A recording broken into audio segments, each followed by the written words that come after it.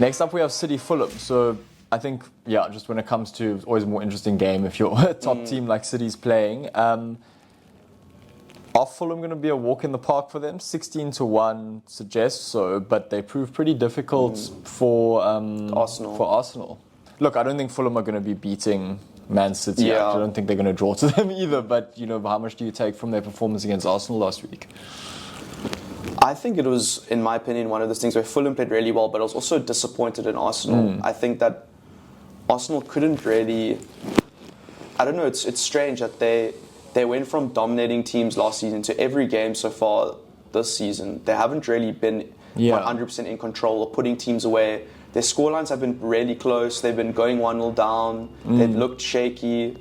It's really not the way you expected Arteta's season to start. They almost look... They've upgraded their squad, but they're almost playing worse. Yeah. They look more beatable, which is it's pretty surprising. I think City are just overall way stronger. I think it's harder to score against City than it is Arsenal. For sure.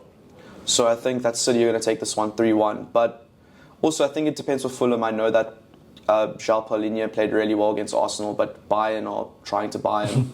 And the window closes, I think, on Friday night. Interesting. Okay. So if they lose him before Friday, I think it's... Curtains. It could be curtains for them, yeah. I think it's probably curtains anyway. I mean, I've gone with a 3-1 to City 2. Let's see. MoneyMan's gone 4-0. Okay. Fulham are not getting on the score sheet this weekend. Very, very possible too. I mean, Man City, we say it every week. But I feel like it's also one of those where it could be like a Sheffield and it could be 2-1 to City. Exactly. It's just... Exactly. It seems like the top teams are very unpredictable this season so far. Yeah, I think you're probably looking with a squad like City that's got so much depth. We spoke about it a bit last week about how they also, if they feel they're comfortable, they pull their players off after 50, 60 minutes. Not that they've got much of a drop in quality coming on, but I think they look at it like Pep understands better than anyone how to get through, a 38-week Premier League season. And when they're playing sides that they should beat pretty comfortably, there probably is a lot of them that's holding back, even subconsciously. You don't get yourself up in the same way. No, 100%. I mean, going to Sheffield away. Yeah. It's tough to get yourself psyched for that. Yeah, so ending Saturday off, probably one of the better games for the weekend. We've got Brighton, Newcastle. Pretty evenly stacked odds. Brighton going to be reeling from very unexpected loss last week. I think Newcastle, probably a bit of them that also felt that they got an unexpected loss. Everything pointed towards Newcastle winning that game, especially within the first 20 minutes when you looked at Liverpool's situation. So a nice matchup for both teams to try bounce back. I think that one takes more from Brighton getting hammered by West Ham than Newcastle just losing to Liverpool. Newcastle could have won that game. Brighton, 3-1. I mean, I think the biggest thing about Brighton is that they just looked... But lost. It's almost like they were shocked. It was like, I don't think I've seen them go 3-0 down in over a year. Yeah. I think that really was like a shock to the system for them. And I think the Newcastle thing is that it was, at the end of the day, they were 10 minutes away from a very comfortable 1-0 win. I think until Darwin Núñez came on, I don't think you could say that Liverpool looked like they were in the game to get a win. It was more Liverpool were holding on. And the fact that, when Darwin Núñez came on, it was like, okay, it's only 1-0. But I think Newcastle could have been 2-0 or 3-0 up had Alisson made that spectacular save against Almiron or Harvey Barnes squared that ball to Callum Wilson in that. They were a very, very different game. If Trent gets that second yellow down to 9 men, it's very fine margins that Newcastle results. Whereas Brighton was more of a comprehensive... West Ham's game plan completely nullified Brighton's. Yeah. And they were more than happy to take 20 shots on goal, have 20% possession because they felt that Brighton weren't threatening them whatsoever. Yeah. Look, I like Newcastle this weekend. I think it's going to be a very good game, but I think Newcastle go and put 2 goals past for a 2-1 win. I've gone 2-2. 2-2. I think that both teams are going to try and send a message, try and make try not let, like I was saying earlier with Newcastle, I think they can't let the gap get so big already. The fact that they've got 3 from possible 9, they're already 4 behind Liverpool. 4 behind Arsenal. They're top 4 competitors. They need to go for it, but I think Brighton at home, I think they'll be tweaked. They'll look at what happened on Saturday against West Ham and they'll tweak what they need to do. Not actually the easier start to Newcastle season though, if you look at who they've had to face, you know. Brighton away, Liverpool home, City away, Aston Villa at home. Like, it's been some tough. That's pretty much like, if you look at the top 9, that's 4 of the top 9 teams. For sure. Yeah, it'll be interesting to see what happens. Kev's gone for a 1-all, so you guys are pretty much in agreement. He's just gone for a bit more of a low-scoring one. So yeah, very, very likely to be a draw. Definitely is that kind of game. Two fairly, seemingly evenly stacked sides, but yeah, I still believe that Newcastle's quality kind of reigns supreme here. Kicking off Sunday, we've got Crystal Palace versus Wolves. Palace nearly 2-1 at home to beat Wolves. Wolves last weekend, the better of two pretty terrible teams at the moment. But, you know, good for them to get a win. Do you think that they can carry that momentum over, playing Crystal Palace away? I think Crystal Palace, similar to Bournemouth, I think they've been better than Bournemouth, but they've been very difficult to play against. Yeah. I mean, against Arsenal, they were in that game till the very end. They were putting Arsenal under such pressure.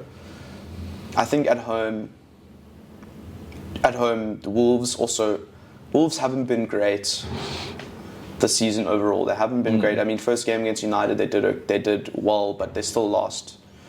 Yeah, Wolves got pumped by Brighton. Then, you know, they beat Everton, and we've been saying pretty much consistently through our predictions that Everton are terrible. So I wouldn't really take much from that result. I think Palace are just a better team. I think that they're very well organised. I'm going to go for a 1-0 Palace win. I'm going for a 1-0 Palace win too. The MoneyMan has given a little bit more faith in Crystal Palace. He's given them 2-0 against Wolves. So, yeah, that Wolves win not meaning too much to anyone in this studio. At this point, Everton are on par with Luton as the free 3 points. Yeah. Who's next? Okay, Liverpool, Aston Villa. I think you're a bit nervous for this one at Anfield? I mean, Liverpool, I think it was second last game of last season. It was Aston Villa, Liverpool at Anfield. And Liverpool equalised late. I think I could see it happening again, but also it depends. Joe Gomez and Matip played well against Newcastle, but we've seen Joe Gomez and Matip play really well one week and then have shockers for the next 8. So I wouldn't really take too much of that Liverpool. I wouldn't really take too much. I'm not very confident in Liverpool's defence still. Look, I think we go down early in the match and then it becomes a case of outscoring them as it usually does, you know? I just think, like you said, it's going to be... It's not going to be a showcase of the defensive strengths of the Premier League. It's going to be which team scores the most. And, you know, I think it's going to be interesting as well how Klopp lines up, because Darwin Núñez, I think he really raised some questions about how he's going to go forward, how he's going to play going forward. Because Gakpo, he's been played in midfield a decent amount, but hasn't really been, you know, affecting games or having a huge impact on games. And I think it might be, I don't know if he's necessarily going to start Núñez, but I think we could see the team change a decent amount. Yeah, I think also it depends how much business Liverpool get done. They're interested in getting some deals over before tomorrow night. But I think last week I wasn't backing Liverpool, but this week I have to. I'm going to go 3-1 Liverpool.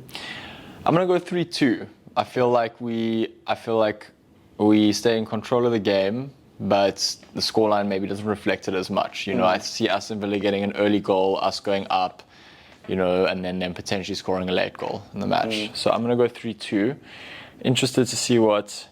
All right, so you and the MoneyMan are in agreement. He's gone 3-1 to Liverpool. I think the thing is that I can see Liverpool playing into Villa's hands, kind of how Newcastle playing into Liverpool's hands. Yeah.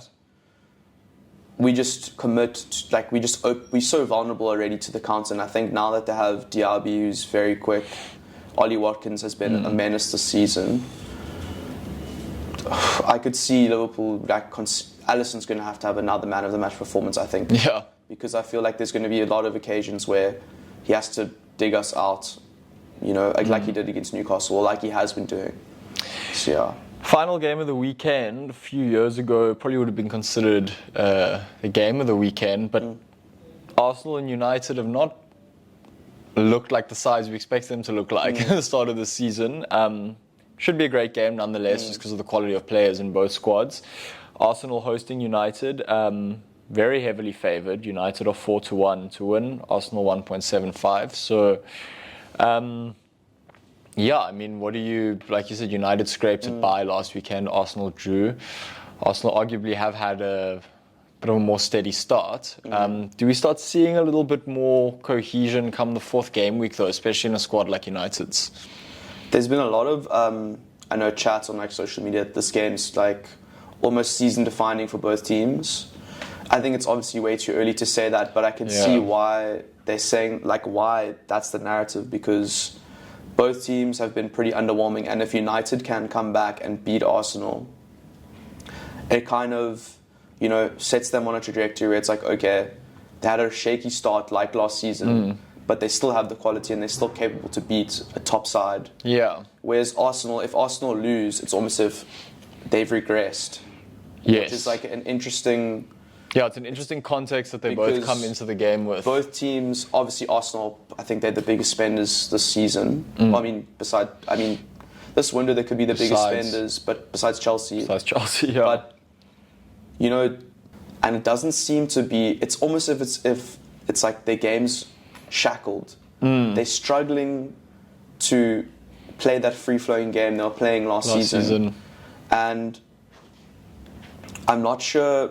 I think they're going to persist. I think Arteta's the kind of guy. He's not necessarily stubborn, but he has a vision and he'll persist through it, like he has done throughout his tenure as Arsenal manager.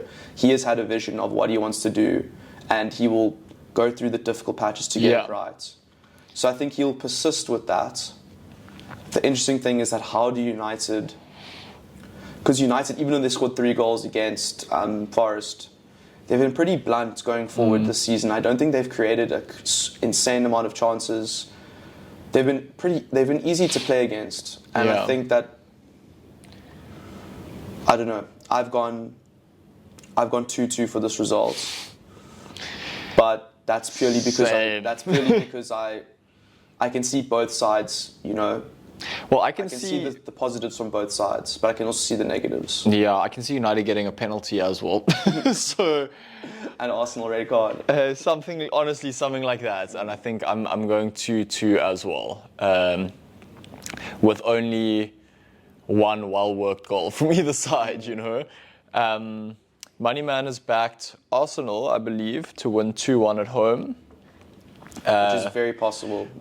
Possible. But look, this is also one of those games where, like, you really don't know. Like, it is early in the season, but I feel like I'm kind of blind going into this. Because I think especially when you look at the quality of player in both squads, it's like how much stock do you put in results early in the season when you know how individually good these players are. Do you know what I mean? So especially when both squads are still trying to figure out how they're going to play. They both have players missing. I think, because easily Arteta could completely revert back to what he did last season, put Gabriel back in, put Zinchenko back in, and then play exactly how he did last season. Look, it'd be a great shake-up if, not that I'm saying I'd like United to win, but it'd be a great shake-up in terms of the general narrative if United do win. It positions them very differently. But I mean, the footballing world's fickle and it's ever-changing. It's like people say it's season-defining, and it could very well be a draw, and then everyone just forgets about it, and moves on. So the narrative since, United lost to Spurs, and you were saying they're finished, but then they beat Forest, and now we're like, they actually have a chance against Arsenal. Yeah. It's just it's like it's a weird, the way the waves go up and down. And we are only entering our 4th week, but I think, some decent betting for those wanting to bet. There's some good odds out there. Go have a more in-depth look. MoneyMan will be putting up some stuff on his Facebook just prior to kickoff because he hasn't been able to give any of his predictions today. And the odds obviously do swing a little bit when money comes in. But yeah, a couple of decent games this weekend. Hopefully, by this time next week, we're chatting going to the 5th game week. There's a little bit more parity. Like you said, the transfer season window is closed, yeah. you know, so what the sides have, they have, you know, there's no risk of losing, there's no potential of gaining after this week. And then we can kind of finally settle in. But good luck for your predictions this week. Yeah, I need to do better this week. Maybe you guys can catch me. Only one behind. I'm only one behind. Shot, bro.